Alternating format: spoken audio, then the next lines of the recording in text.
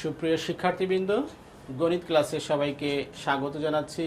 আমি মোহাম্মদ মশিউর রহমান, সহকারী অধ্যাপক, গণিত বিভাগ, ক্যামব্রিয়ান স্কুল অ্যান্ড কলেজ। শিক্ষার্থীবৃন্দ, আজকে আমরা একাদশ ও দ্বাদশ শ্রেণীর একটি গুরুত্বপূর্ণ অধ্যায় নিয়ে আলোচনা করব। সেটা হলো উচ্চতর গণিত দ্বিতীয় পত্রের চতুর্থ অধ্যায়, বহুপদী ও বহুপদী সমীকরণ। আমরা এই অধ্যায়ে আজকে যে বিষয়গুলো আলোচনা করব সেটা একটু দেখে নেই। আজকের আলোচনার শেষে বহুপদী ও বহুপদী সমীকরণ কি সেটা খুব সুন্দরভাবে তোমরা বলতে পারবে। দ্বিতীয়ত, উৎপাদক উপপাদ্যের সাহায্যে কোনো একটি বহুপদী সমীকরণের সমাধান করতে পারবে। তৃতীয়ত, দ্বিঘাত সমীকরণের মূলের প্রকৃতিও তোমরা নির্ণয় করতে পারবে। আমরা প্রথমেই জেনে নেই বীজগাণিতিক রাশি কি। বীজগাণিতিক রাশি হলো, বীজগাণিতিক রাশিকে সংক্ষেপে আমরা রাশি বলি। এটা হলো কয়েকটি পদ যখন একত্রিত হয়ে কোনো একটি অবস্থার সৃষ্টি করে, কোনো একটা রাশি তখন তৈরি হয় এবং সেটাই হয় বীজগাণিতিক রাশি। এবং সেক্ষেত্রে এখানে চলক এবং সহগ একত্রিত হয়ে যোগ বিয়োগ আকারে প্রকাশিত হয়। এখন আসি আমরা বহুপদী। বহুপদী কথাটা থেকেই আমরা বুঝতে পারছি যে এখানে পদের সংখ্যা একাধিক রয়েছে, অর্থাৎ এক বা একাধিক বহুপদী যখন সংযুক্ত হয়ে কোনো একটা রাশি তৈরি করে তখন সেই রাশিকে বলে বহুপদী রাশি। তবে এখানে মনে রাখতে হবে যে বহুপদী রাশির ক্ষেত্রে কিন্তু অবশ্যই চলকের পাওয়ার পূর্ণ সাংখ্যিক মান হতে হবে। এখানে কোনো ভগ্নাংশ বা ঋণাত্মক মান গ্রহণযোগ্য নয়। যেমন এখানে আমরা কয়েকটি বীজগাণিতিক রাশি লিখেছি। যেমন এখানে আছে এক্স চলকের একটি বীজগাণিতিক রাশি। সেক্ষেত্রে এটা হতে পারে এ এক্স প্লাস বি, এটা হতে পারে A x square plus B x plus C. এগুলো হলো এক্স চলকের একটি বীজগাণিতিক রাশি। এখানে এ লেখা হয়েছে, যেখানে কোনো চলক নাই, শুধু একটি কনস্ট্যান্ট বা ধ্রুবক দিয়ে লেখা হয়েছে। এখানে একাধিক চলকের মাধ্যমেও বীজগাণিতিক রাশি প্রকাশ করা যায়। এখন আমরা ভাগশেষ উৎপাদকটা কি সেটা একটু দেখে নিই। পি অফ এক্স একটি বহুপদী। এই বহুপদীকে যদি আমরা এক্স মাইনাস এ দ্বারা ভাগ করি তাহলে ভাগশেষ হবে পি অফ এ। দ্বিতীয়ত, P of A equal to যদি 0 হয়, অর্থাৎ কোনো ক্ষেত্রে যদি ভাগশেষ 0 আসে, সেক্ষেত্রে আমরা এক্স মাইনাস এ কে বলতে পারি ওই ফাংশনের একটি উৎপাদক। পি অফ এক্স বহুপদীর এক্স মাইনাস এ একটি উৎপাদক তখনই হবে যখন P of A equal to 0 হবে। এখন আমরা দেখি যে বহুপদী ও তার ঘাত বা মাত্রা কিভাবে নির্ণয় করতে হয়। সাধারণত বহুপদ বিশিষ্ট বীজগাণিতিক রাশিকে আমরা বহুপদী রাশি বলে থাকি। বহুপদী রাশির মধ্যে চলকের সর্বোচ্চ ঘাতকে বহুপদীর ঘাত বলা হয়। তাহলে আমরা যদি একটা সমীকরণ লিখি, সাপোজ আমি লিখলাম A x cube plus B x square plus C x plus D equal to 0, then এটা কিন্তু একটা বহুপদী। এবং এই বহুপদীর আমরা এক্স চলকের একটি বহুপদী, এবং এই এক্স চলকের এখানে সর্বোচ্চ ঘাত দেখতে পাচ্ছি 3, অর্থাৎ এটা ত্রিঘাতের একটি বহুপদী। ঠিক একইভাবে আমরা আরও কয়েকটি এক্সাম্পল দিতে পারি। যেমন এখানে 5x প্লাস 1 লেখা হয়েছে, এটি এখানে চলকের সর্বোচ্চ পাওয়ার হলো 1, সো এটা হলো এক ঘাত বিশিষ্ট একটি বহুপদী। এরপর এটা আমরা লিখেছি 3x square minus 2x plus 1, এটা চলকের সর্বোচ্চ ঘাত আমরা দেখতে পাচ্ছি 2 রয়েছে, সুতরাং এটাকে বলতে পারি দ্বিঘাত বিশিষ্ট একটি বহুপদী। এরপরে 2x cube plus 2x square minus 1 আর একটা পদ লিখলাম, এটা কিন্তু 3 ঘাতের একটি বহুপদী। এভাবে আমাদের চলকের হাইয়েস্ট পাওয়ার বা সর্বোচ্চ পাওয়ার যেটা থাকবে সেটাকেই বলা হবে ওই বহুপদীর ঘাত বা মাত্রা। এখন আমরা দেখি বহুপদী সমীকরণটা কি। আমরা ধরে নিচ্ছি পি অফ এক্স একটি ফাংশন, যে ফাংশনটিকে আমরা এভাবে এক্সপ্রেস করতে পারি P naught x to the power n, P one x to the power n minus one plus P two x to the power n minus two, এভাবে আমরা last পদটিকে লিখলাম পি অফ এন। এখানে অবশ্যই P naught, P one, P two up to P n এগুলা ধ্রুবক। অবশ্যই এখানে যদি P naught is not equal to zero হয়, পি নট এটার মান যদি শূন্য না হয়, তাহলে এই বহুপদীটাকে আমরা বলতে পারি এন ঘাতের একটি বহুপদী, এন ঘাতের একটি বহুপদী। এখন এই ফাংশনটাকে আমরা লিখেছি এফ অফ এক্স। এই ফাংশনটাকে যদি আমরা বলি যে এই ফাংশনটার মান জিরো হবে, অর্থাৎ F of x equal to zero, আমরা F of x equal to যদি জিরো লিখি, তাহলেই এই বহুপদীটা একটি বহুপদী সমীকরণে রূপান্তর হবে। অর্থাৎ সেক্ষেত্রে আমরা যে কথাটা বলতে পারি, আমরা এফ অফ এক্স এই রাশিটা ধরেছিলাম, এই রাশিটাকে আমরা জিরো লিখে দিলাম। এইটা পুরাটা আমরা ইকুয়াল টু জিরো যখন লিখলাম, তখন এটা হয়ে গেল আমাদের বহুপদী সমীকরণ। তাহলে শিক্ষার্থী বন্ধুরা, নিশ্চয়ই তোমরা বুঝতে পেরেছ কোনটি বহুপদী রাশি এবং কোনটি বহুপদী সমীকরণ। এখন আমরা দ্বিঘাত সমীকরণের মূল কিভাবে নির্ণয় করতে হয় সেটা জেনে নেই।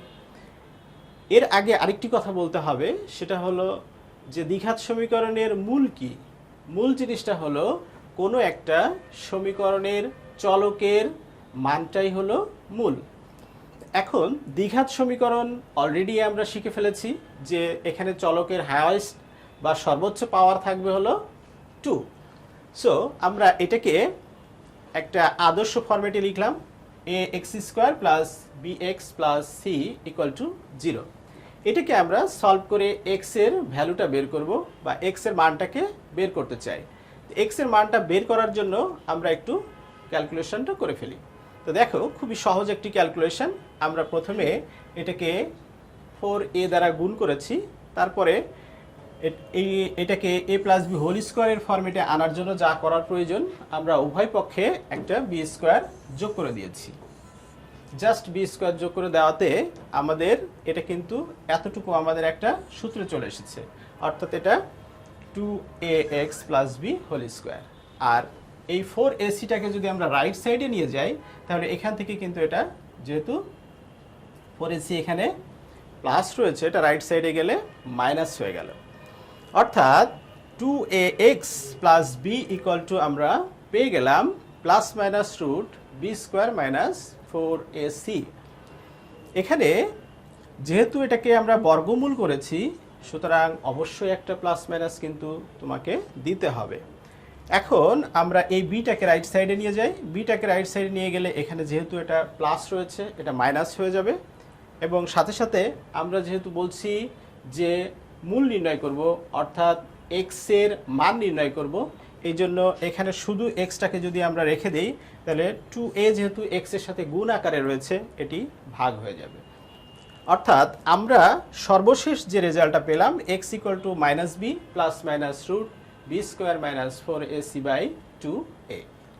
তাহলে এখান থেকে আমরা যেটা দেখতে পাচ্ছি যে A x square plus B x plus C equal to 0 এই সমীকরণের দুইটি মূল রয়েছে। কারণ কি, আমরা প্লাস মাইনাস দিয়ে প্রকাশ করেছি। একটা হলো minus B plus root B square minus 4ac, আর একটা হলো minus b minus root B square minus 4ac by 2a। এখন আমরা একটি উৎপাদক উপপাদ্য ব্যবহার করে একটা অঙ্ক কিভাবে সলভ করতে হয় সেটা দেখি। আমরা দেখতে পাচ্ছি আমাদের সামনে একটি প্রবলেম এসেছে এবং এটাকে উৎপাদক উপপাদ্যের সাহায্যে সমাধান করতে হবে। আমরা এই ফাংশনটাকে প্রথমে এফ অফ এক্স দ্বারা প্রকাশ করলাম, এবং আমাদের এখানে যে কাজটি করতে হবে সেটা হলো এক্স এর কোন মানের জন্য এই ফাংশনটির মান 0 আসবে সেটা নির্ণয় করতে হবে। আমরা দেখতে পাচ্ছি এখানে যদি আমরা এক্স এর পরিবর্তে 3 বসাই, অর্থাৎ এক্স ইকুয়াল টু 3 হলে এই ফাংশনটার মান 0 চলে আসে। অর্থাৎ আমরা বসিয়েছি এক্স ইকুয়াল টু 3 বা এক্স মাইনাস 3 ইকুয়াল টু 0, বা এক্স মাইনাস 3-র জন্য এটা ফাংশনটি এক্স মাইনাস 3 হবে এফ অফ এক্স এই ফাংশনের একটি উৎপাদক। এখন আমরা এই ফাংশনটাকে পুনরায় লিখে ফেললাম এবং x মাইনাস থ্রিকে আমরা মাঝখানে রেখে এটাকে ভেঙে ফেললাম। প্রথমে আমরা এক্স স্কোয়ার বানাতে চাই, তাহলে x মাইনাস থ্রিকে আমাদের x দিয়ে গুণ ছিল এক্স স্কোয়ার মাইনাস থ্রি দিয়ে এক্সকে গুণ করলে হয় 3x। এরপরে আমাদের আছে যেটা সেটা হলো -4 যদি আমরা নেই, তাহলে -4 দিয়ে এক্সকে গুণ করলে -4x, আমাদের এখানে ছিল -7x এবং এটা আসে প্লাসে মাইনাসে মাইনাসে +12। এখান থেকে আমরা দেখতে পাচ্ছি x মাইনাস থ্রিটা কমন, এটাকে আমরা কমন নিলাম, তাহলে থাকে x মাইনাস 4, অর্থাৎ x minus 3 into x minus 4 equal to 0। এখান থেকে আমরা বলতে পারি হয় x মাইনাস 3 ইকুয়াল টু 0 অথবা x মাইনাস 4 ইকুয়াল টু 0। এখান থেকে আমরা এই কথাটা কিন্তু লিখতে পারি হয় এটা ইকুয়াল টু 0 অথবা x মাইনাস 4 ইকুয়াল টু 0, এটা আমরা কিন্তু লিখতে পারি। এবং এখান থেকে আমরা x এর ভ্যালুটা বলতে পারি 3 আর এখান থেকে x এর ভ্যালুটা বলতে পারি 4, অর্থাৎ x এর আমরা দুইটা ভ্যালু পেলাম, দুইটা মান পেয়েছি, একটা হলো 4 এবং একটা হলো 3। এটাই হলো কোনো একটি বহুপদীকে ভাগশেষ উপপাদ্য বা উৎপাদক উপপাদ্য ব্যবহার করে কিভাবে তার মান নির্ণয় করতে হয় বা সলভ করতে হয় সেটার একটি এক্সাম্পল। এখন আমরা যেটি শিখব সেটা হলো দ্বিঘাত সমীকরণের মূলের প্রকৃতি কিভাবে নির্ণয় করে। আমরা একটু আগে যেটা দেখেছি সেটা হলো ax² plus bx plus c equal to 0। এই সমীকরণের সমাধানের ক্ষেত্রে আমরা x এর মান পেয়েছিলাম -b প্লাস মাইনাস রুট, আমরা একটু লিখে ফেলি x equal to -b plus minus root b² minus 4ac by 2a। এখানে বন্ধুরা তোমরা খেয়াল করো তো, এই x এর যে মানটা আমরা এখানে লিখলাম এই মানটা কিসের উপর নির্ভর করবে যে এই মানটা কেমন হবে। কেমন বলতে x এর মানটা কি মূলদ হবে, অমূলদ হবে, পূর্ণ সংখ্যা হবে, বাস্তব হবে, অবাস্তব হবে, কি হবে সেটা কোন অংশের উপর নির্ভর করে। যদি আমি আরও ক্লিয়ারলি বলতে চাই তাহলে আমাদের মেইন যে ফাংশনটা ছিল সেটাকে একটু লিখে ফেলি এখানে ax² plus bx plus c equal to 0। এখান থেকে কিন্তু আমরা x এর মানটা বলছি, অর্থাৎ x² এর সহগটা হলো a, x এর সহগটা হলো b, এটা কিন্তু খুব ভালো করে খেয়াল করতে হবে এবং অন্যান্য যে অংশটি রয়েছে সেটাকে আমরা c এর সাথে তুলনা করব। এখন এখান থেকে x এর এই যে মানটা আমরা লিখলাম বা মূলটা লিখলাম, এখানে কিন্তু দেখতে পাচ্ছি রুটের ভিতরে যে অংশটা রয়েছে অর্থাৎ b² মাইনাস 4ac, এই অংশটার উপর নির্ভর করছে যে এই সমীকরণের মূলের অবস্থা কি দাঁড়াবে। তো সেই ক্ষেত্রে কন্ডিশনটা হলো b² মাইনাস 4ac। এই জন্য এই b² মাইনাস 4ac কে বলা হয় পৃথায়ক বা নিশ্চয়ক, ইংরেজিতে যেটাকে বলে ডিসক্রিমিন্যান্ট। এখন এই b² মাইনাস 4ac এইটার মান যদি গ্রেটার দ্যান 0 হয় তাহলে হবে মূলগুলো বাস্তব এবং অসমান। যদি এটা সমান সমান 0 হয় অর্থাৎ b² মাইনাস 4ac এর মান যদি 0 এর সমান আসে বা 0 আসে তাহলে আমরা মূলগুলো বলবো বাস্তব এবং সমান। এরপরে এটার মান যদি লেস দ্যান 0 আসে তখন আমরা বলবো মূলগুলো অবাস্তব ও অসমান। এছাড়া যদি b² মাইনাস 4ac এর মান পূর্ণ বর্গ কোনো সংখ্যা আসে সেই ক্ষেত্রে আমরা বলতে পারবো যে মূলগুলো মূলদ। এখন আমরা এটির উপরে একটি সমাধান দেখি। a এবং b মূলদ হলে প্রমাণ করো যে a² minus b² into x² plus 2 into a² plus b² into x plus a² minus b² equal to 0 সমীকরণের মূলদ্বয় সবসময়ই মূলদ হবে। তাহলে এখান থেকে আমরা কি বুঝতে পারছি, আমাদেরকে এখানে মূলের প্রকৃতি নির্ণয় করতে বলেছে বা বলে দিয়েছে যে এই সমীকরণের মূলগুলো যে মূলদ সেটা আমাদেরকে দেখাতে হবে। তা এটার ক্যালকুলেশনে যাই আমরা। পৃথায়ক এখানে আমরা জেনে এসেছি b² মাইনাস 4ac। বন্ধুরা বলো তো এখানে a b c কি? অবশ্যই এই অংশটা হলো a, এখানে bটা হলো 2 সহ আসবে a² প্লাস b² এবং c যেটা রয়েছে সেটা হবে a² মাইনাস b²। তো এখন মানগুলোকে আমরা জাস্ট বসিয়ে দিব। তাহলে বি এর পরিবর্তে আমরা লিখব 2 ইন্টু এ স্কোয়ার মাইনাস বি স্কোয়ার, এবং এসি এই মানগুলোকে আমরা বসিয়ে দিলাম। তাহলে চলে আসলো আমাদের 2 ইন্টু এ স্কোয়ার প্লাস বি স্কোয়ারের হোল স্কোয়ার মাইনাস 4, এটা আমাদের রয়েছে এ স্কোয়ার মাইনাস বি স্কোয়ার, এবং সিতে রয়েছে এ স্কোয়ার মাইনাস বি স্কোয়ার। বন্ধুরা তোমরা দেখতে পাচ্ছ যে এই দুইটা সেম রাশি, যার কারণে এই দুইটাকে যদি আমরা গুণ করে দেই তাহলে এটা হোল স্কোয়ার হয়ে যাবে। সেক্ষেত্রে আমরা এখানে 2কে যদি স্কোয়ার করে দিই তাহলে 4 হয়ে যাবে, এবং পুরা রাশিটা থেকে আমরা 4 কমন নিতে পারি। সেক্ষেত্রে আমাদের থাকে এ স্কোয়ার প্লাস বি স্কোয়ারের হোল স্কোয়ার এবং এ স্কোয়ার মাইনাস বি স্কোয়ারের হোল স্কোয়ার। বন্ধুরা নিশ্চয়ই এই সূত্রটা তোমাদের খুব ভালোভাবেই মনে আছে যে A plus B whole square minus A minus B whole square equal to হয় 4ab। এখানে এ বলতে আমরা বলছি এ স্কোয়ার এবং বি বলতে আমরা যেটা বলছি সেটা হলো বি স্কোয়ার। তাহলে আমাদের চলে আসলো 4 into 4a square B square. এখানে এ এবং বি এর মান a স্কোয়ার বি স্কোয়ার খেয়াল করতে হবে। অর্থাৎ এইটাকে আমরা কিন্তু এখন পূর্ণ বর্গ আকারে লিখতে পারি কিনা, এটাকে আমরা পূর্ণ বর্গ আকারে লিখতে পারি। এটাকে আমরা লিখতে পারি 4ab হোল স্কোয়ার, যা একটি পূর্ণবর্গ, কারণ আমাদের এ এবং বি আগেই বলে দেওয়া ছিল যে এ ও বি মূলদ সংখ্যা। তাহলে বন্ধুরা আমরা কি শিখে এসেছি একটু আগে? আমরা দেখে এসেছি যে পৃথক বা নিশ্চয়কের মান যদি কখনো পূর্ণবর্গ আসে তাহলে সেটা আমরা বলতে পারি কি, সেই সমীকরণের মূলগুলি মূলদ। তাহলে আমরা আমাদের কনক্লুশনে কিন্তু চলে আসলাম যে সমীকরণের মূলগুলো সবসময় মূলদ। নেক্সট দেখি আমরা কে এর মান কত হলে এত সমীকরণের মূলদ্বয় বাস্তব ও সমান হবে। বন্ধুরা আমরা বাস্তব ও সমান হওয়ার শর্তটা এখানে ব্যবহার করব। তার আগে আমাদের যেটা করতে হবে এটার পৃথক বা নিশ্চয়ক বের করতে হবে। আমরা এখানে দেখে নিই আমাদের এ বি সি কি রয়েছে। এখানে এইটা কিন্তু আমাদের এ, এইটা কিন্তু আমাদের বি, এটা মাইনাস সহ এটা বি, এবং এই 4টা হলো সি।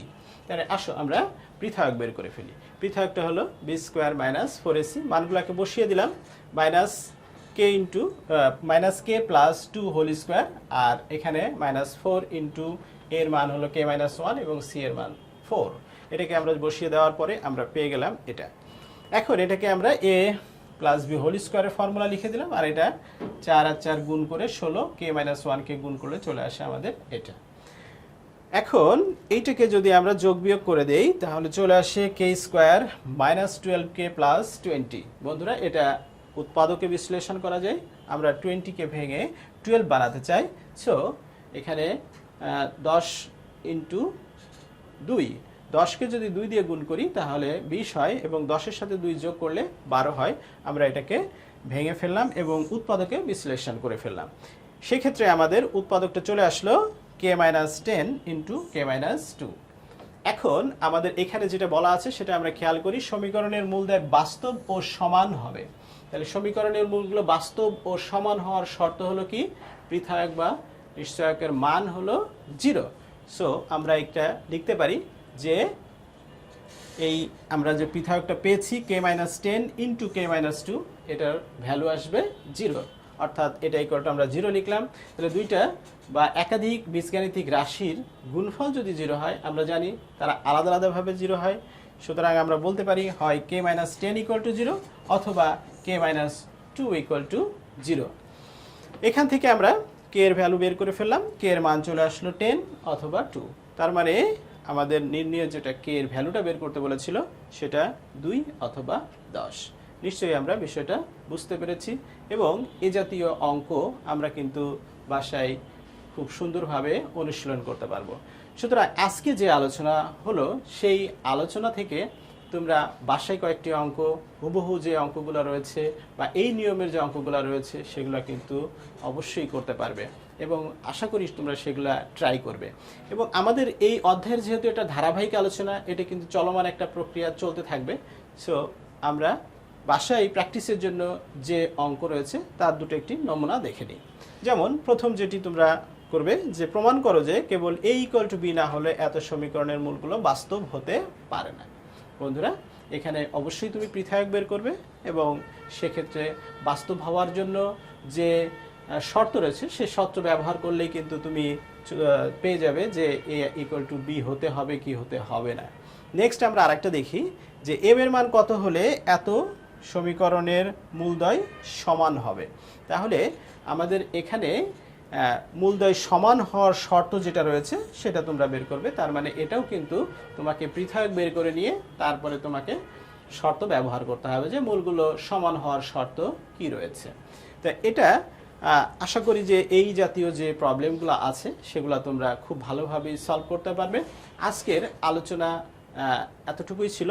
সবাইকে অনেক অনেক ধন্যবাদ জানিয়ে আজকের মতো শেষ করছি এবং আগামী ক্লাসে আমন্ত্রণ রইল সবাইকে। আল্লাহ হাফেজ।